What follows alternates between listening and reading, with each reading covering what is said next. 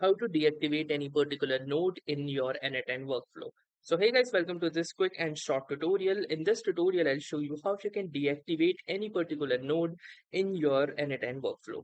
So for that, the first thing that you will need to do is simply head on to your n8n workflow and then choose that particular node that you wish to deactivate. So for example, let's say I wish to deactivate this heavy work node.